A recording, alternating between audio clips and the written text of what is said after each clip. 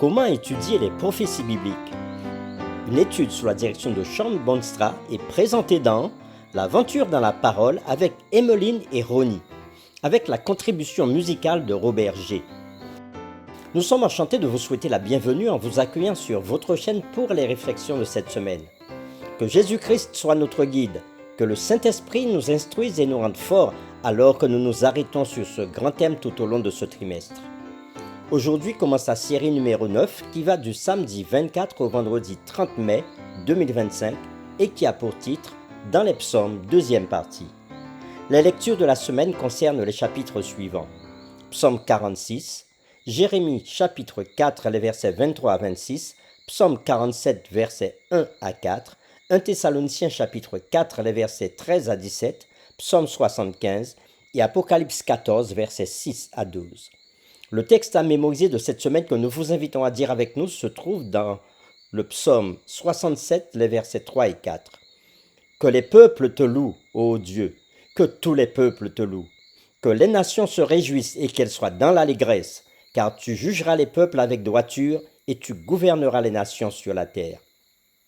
Nous vous invitons à le redire avec nous. Psaume 67, les versets 3 et 4. Que les peuples te louent, ô Dieu, que tous les peuples te louent. Que les nations se réjouissent et qu'elles soient dans l'allégresse, car tu jugeras les peuples avec droiture et tu gouverneras les nations sur la terre. Quand on pense aux événements de la fin des temps, on a souvent tendance à se focaliser sur les bêtes et les puissances de l'Apocalypse. Et bien sûr, elles jouent un grand rôle, un rôle très important même. Si ce n'était pas le cas, Dieu ne les aurait jamais laissés dans la Bible à notre compréhension. Mais la prophétie parle également de questions clés associées au péché et à la souffrance, le jugement, la bataille entre le bien et le mal, la nature de la justice et de l'injustice, la persécution et plus encore. Les psaumes parlent également de ces questions en profondeur et explorent la quasi-totalité des émotions humaines, de l'abattement à la joie abondante. Nous voyons Israël qui se prépare à combattre les forces des ténèbres. Nous lisons l'histoire d'individus qui se demandent pourquoi Dieu ne s'occupe pas du mal plus directement et immédiatement.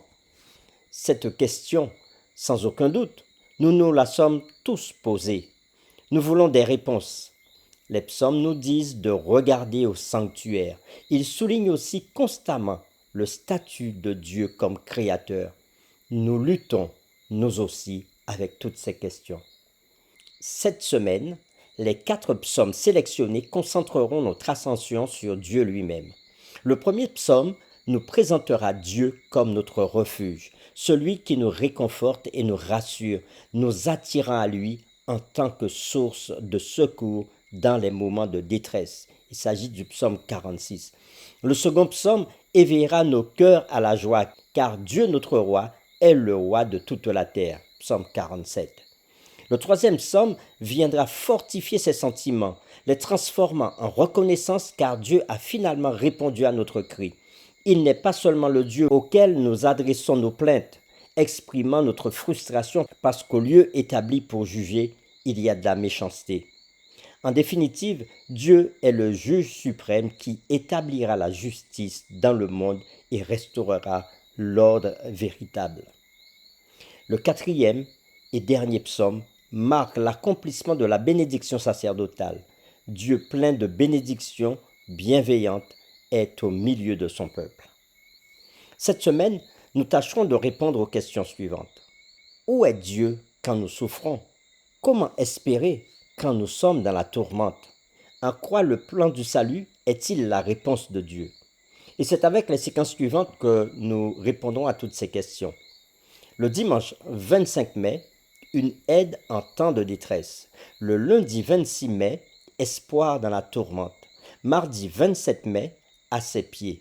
Mercredi 28 mai, du vin et du sang. Le jeudi 29 mai, que votre salut soit connu. Et le vendredi 30 mai, nous ferons un résumé et nous poursuivrons avec des réflexions avancées.